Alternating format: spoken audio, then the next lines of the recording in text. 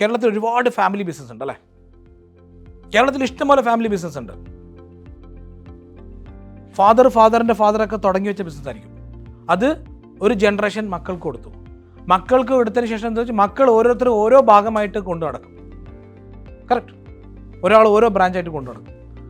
നിങ്ങൾക്ക് തന്നെ വിസിബിളായിട്ട് മനസ്സിലാകും ഓരോരുത്തരുടെയും സ്കില്ലിൻ്റെ അനുസരിച്ചിട്ടായിരിക്കും ആ കമ്പനിയുടെ ആ പർട്ടിക്കുലർ ബ്രാൻഡ് മാത്രം ഗ്രോ ചെയ്യുന്നത്. ഒരാൾ മാത്രം വളരെ ഫാസ്റ്റായിട്ട് ഗ്രോ ചെയ്യുന്നുണ്ടാവും, ഒരാൾ മാത്രം വളരെ നോർമലി ഗ്രോ ചെയ്യുന്നുണ്ടാവും. അങ്ങനത്തെ ഇഷ്ടം പോലെ ബ്രാൻഡുകളുണ്ട് കേരളത്തിൽ. എന്താ reason? Because one person is very very highly risk appetite, passion, ഒരുപാട് ഇൻട്രസ്റ്റ്, ഒരുപാട് കാര്യം ഉണ്ടാവും. മറ്റേയാൾക്ക് അതേപോലെ ഉണ്ടാവുന്നത്. അതുകൊണ്ടാണ് പറഞ്ഞത് siblings may not have the same character. ഏറ്റവും കൂടുതൽ റിസ്ക് എടുക്കുന്നതിൻ്റെതായ റിസ്ക്കും വേറെയുണ്ട് കേട്ടോ. That is risk. പഠിക്കാതെ റിസ്ക് എടുത്തിട്ട് പോയി അബദ്ധത്തിൽ ചാടുന്ന ആൾക്കാരുണ്ട്. പക്ഷേ വളരെ അഗ്രസീവായിട്ട് വളരെ പ്രൊഫഷണലി റിസ്ക് എടുത്തിട്ട് ഗ്രോ ചെയ്ത ബിസിനസ്സും ഉണ്ട്.